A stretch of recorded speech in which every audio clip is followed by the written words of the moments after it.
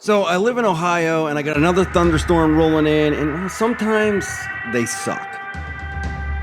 As for the tornadoes, well, they suck too. Yeah. I was never a big fan of lightning storms because, well, they also suck. And really strong wind gusts, well, they suck too.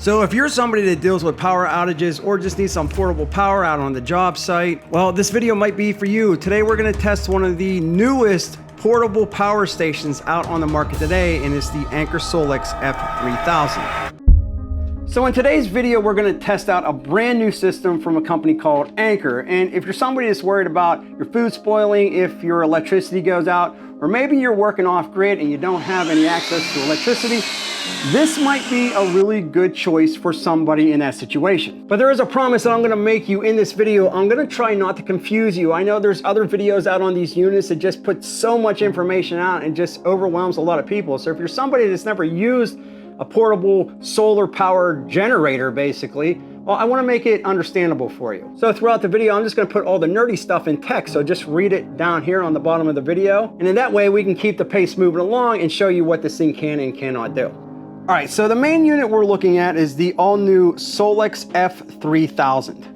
And sitting on top of that unit is the expansion battery, the BP3000. Now, I've used Anker products for years and have multiple videos with a lot of their stuff on this channel. I've never had any issues with them, but there are a couple things that I want to see. How portable is this thing? Is it going to be able to handle the power loads that I put on this thing? Is that expansion battery actually going to add that much more runtime to it? Now, before we get to the use and abuse, I do want to talk about setup. It's super easy to do, and you just hook it up to your phone. You download the Anker app, and you can see that I have other Anker products that we reviewed on the channel that I have hooked up, but it literally takes a minute to get this attached to the Wi-Fi on your phone.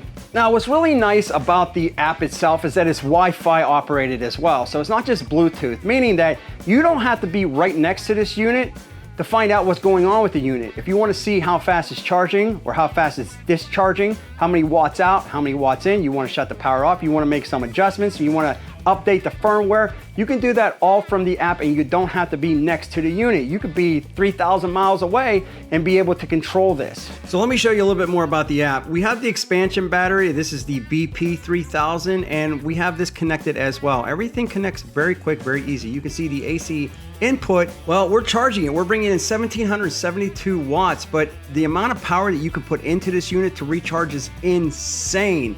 So you can also see that you can adjust the charging level. So if you wanted to charge this at 1,800 watts or 3,600 watts, we'll talk about that here in a bit. But say you didn't want to bring in that much power because you were worried about tripping your breaker. Well, you can bring this all the way down to like 200 watts and charge it very slowly if you wanted to. So I love that there's so many different adjustments on this equipment. And I love that the app is so easy to use and allows you to make those adjustments with no issues at all. Now, we are going to be testing this unit today with the expansion battery, but you don't have to buy the expansion battery if you don't want to. This is a great purchase if you decide to expand the runtime on this unit. You need a little bit more power on the job site or around the house. And you can add multiple expansion batteries to give you even more power. So as you can see, this expansion battery actually sits on top of this unit. If you wanted to, you could put a second expansion battery on top of this one. So 2 expansion batteries in the main unit. Now, if you decide to buy the expansion battery, you're also going to get this cable that'll come with it. And what's cool about this is that it plugs directly into the main unit. And how this works is really simple. I'm going to take this end, I'm going to plug it in like such. You can hear it clip in, and then this is going to come up and clip in to that right there. And now you expanded the main unit. And you can see the main light kicks on, telling you how much battery power you have left up on this unit. And now that you have the expansion battery hooked up to the main unit, it basically molds into one unit. It'll charge all together. It'll discharge all together. Another thing I want to point out compared to other units is that this connection cable, it's not real bulky. It doesn't stick out real far like some of the other units out on the market. It's very easy to use and it's a very well-made cable. So if you do want to expand this even more and you got a tighter, smaller area you want to put this in, it's not going to be too bulky. So all in all, I was really happy with how this was designed, and if you need to stand it up, you could as well instead of laying it flat like this. Now let's talk about some of the power outlets you got. So right here you have 420 amp, 124 volts, up to 2,400 watts out total. And this right here is 120 volts, not 240. This is your TT-30R. There's a couple things on the left you can use it for. Now up on the top here, you have an Anderson DC port and you have your car socket. You also have two USB-A's, and if you want faster charging, two USB-C's up to 100 watts. And just to show you what the Anderson and the car socket looks like, well, there you go. And just like all the other Anker units, you don't have to worry about running all of these at the same time. You just hit a button right here and it'll turn each panel on. So if you wanted the car socket, you hit that button, it'll turn it on. You can see the light up. You want to shut it off, just push it again, it'll shut off. Same thing with your outlets, push the button, it turns everything on. You also got your reset buttons. This right here is your Wi-Fi button. That's your main power button right here. But there's a couple other things that I want to point out. The low idle or low load consumption, it's minimal inverter loss when no devices or only low load devices are connected, like a phone. Or what about a freezer that's keeping your meat frozen during a power outage? Well, you can keep your freezer running up to 42 hours. What about inverter standby loss? Well, you're looking at 15% in 24 hours, and that's much less than other power stations that we tested on this channel. Long story short, this unit here extends the battery life during the outages because of the low inverter loss, which is also real nice-like. Now that you know the front panel setup, let's take a look at the back and sort of talk about what's going on over there. Now here's a great update on this unit that a lot of people have been asking for. On the back, you're gonna have two solar inputs, and they're definitely not the same. The first port on the left is blue, is for high voltage solar rated up to 165 volts and 1600 watts. It's perfect for panels wired in series. The second port on the right is for low voltage setups, maxing out around 60 volts and 800 watts. That's ideal for the panels that are wired in parallel. Yeah, they both work together, providing up to 2400 watts of solar input, letting you recharge a battery fast, even off grid. And then they're actually gonna give you the high input cord. So for the solar, you're just gonna plug this in here, and then you're gonna have your MC4 cable connectors right here. So you're just gonna plug that right into your solar panels, and now you're ready for some high input. And then on the right side, this is where you're gonna plug it into the wall outlet and actually charge everything up. And they're gonna give you what you need to plug everything in and recharge it. You can see these cables here. Well, let me tell you what they do. This one here is your standard wall outlet charger. So you're just gonna plug that into the wall. And this one here, I'll talk about that here in a second. This is insanity. But what you do is basically just plug it in to the side of the unit right here. And this will just basically go in and then snap into place. And you don't have to worry about it accidentally coming out. Watch it, snap. And that's it. Now it's not going anywhere. But if I wanted to twist it to the left, well, then it just comes out and it snaps back in. Now, if you wanted to charge this on the grid, well, I have an extension cord, and you just adjust the wattage in that you want from the app that I told you. And now you can see that we're bringing in 1545 watts. It's charging it up. We're at 74% charge, and it's charging the expansion and the main unit. It's also showing me that I have 0.6 hours for a full charge. So what's cool about this is you don't need the phone app to see how much power you're bringing in or how much power you're discharging on this unit. It shows you on the screen. But here's what's really insane. So let's unplug the standard wall charging unit, and this cable here that I showed you right here. Well, this is where this unit is gonna make a lot of people happy. Now, believe it or not, this unit, this electrical solar power unit, is actually going to shine when you pair it with a gas generator. So say you're taking this out on a trip, or say that you have a power outage and you're letting somebody borrow this thing and they completely deplete all of the energy. But it's dark out, you don't have any of the sunnage, so you want to charge this thing up. Well, using the standard 110 volt plug, you're looking at 1771 watts in. And that's just your standard charge. But if you were to use the TT30 cord that they give you with this and you plug that into your generator, it will literally charge up to 3600 watts. Don't believe me? Fine, let me prove it to you. So this cord right here, you have to buy this separately. I got it on Amazon. It's a 30 amp 4-prong to 3-prong RV generator adapter cord. This is what it looks like. I bought it on Amazon. It ran me $16.99, not including tax. I'll put the link in the description below. But how it works is pretty easy. It just goes into your 30 amp right here. And the reason I bought the 4-prong is because this is the AC 120 to 240 30 amp, not the 120 30 amp. And that's a 3-prong. I didn't want that. I wanted the 4-prong. I want max power. So I'm just gonna take my adapter and I'm gonna plug it in like such. Once I plug it in, I twist it, lock it in there, and now I have this part right here. Remember the plug that came with the unit that I showed you? Now it's time to use that plug. So what we're gonna do is just plug this into our adapter, and this is gonna go back into the back of the unit. Now you're gonna plug it in, and that's really about it. Now you just take the back, plug it into the back of the unit like we talked about, and turn everything on. You know what, why don't we just go ahead and turn everything on? I flipped it on. Now I'm gonna take it from the choke, put it to the run.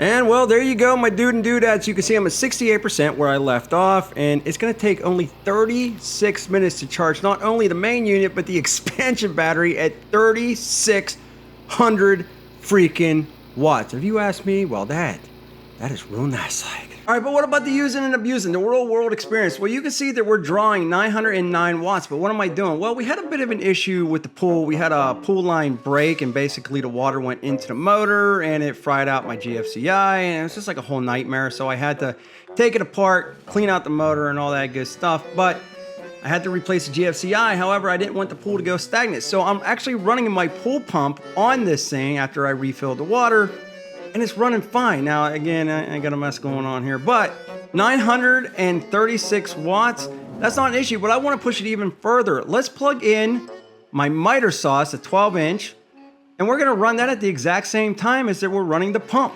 All right, so let's turn on the miter saw. You can see it's plugged into the machine, and no issue at all starting up. Now, we still got the pump for the pool going, and let's go ahead and pull the trigger on the miter saw, and we'll hold it there for a little bit. We're at 1,320 watts out. It drops, it starts right back up again.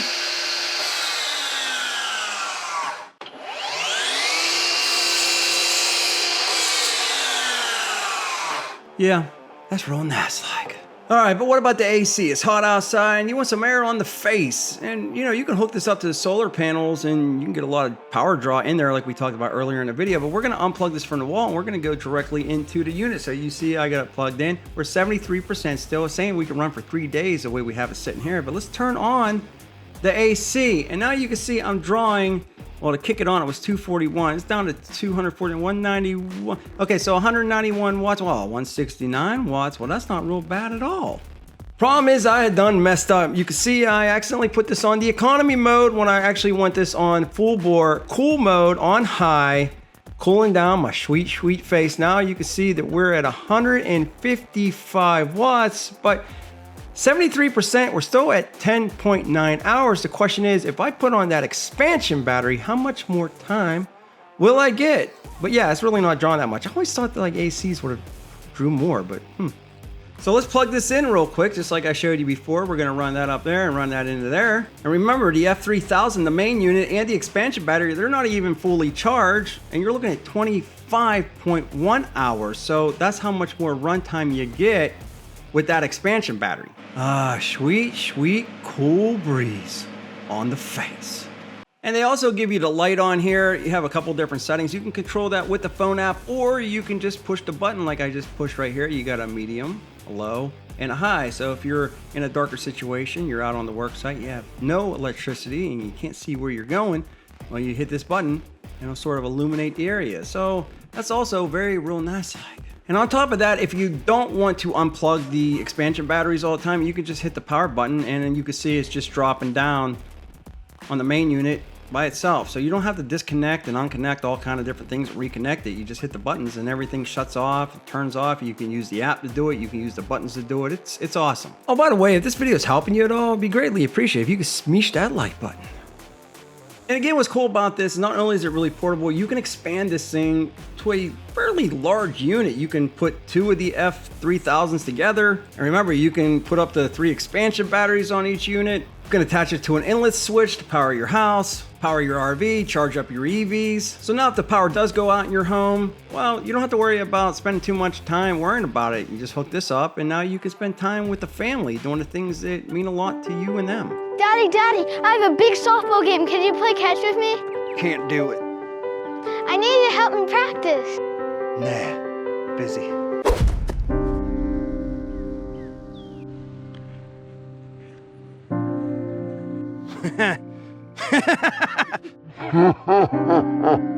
Remember, family time.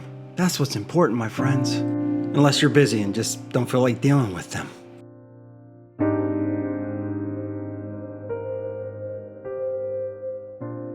So there you go. And again, this is why Anker is one of my favorite when it comes to the electric, solar power generators and all that good stuff. Not only do you have the plug-in option, not only do you have the solar option, But they expanded the solar option with this unit, and the charging speeds on this thing, if you're using it with a gas generator, is freaking insane. They're also super quiet, so like you don't hear any fans running. If you're trying to put this in a room and just trying to plug in your refrigerator, charge up your tablets, your phones in case of an emergency and all that good stuff, I mean, they did a really good job on this unit.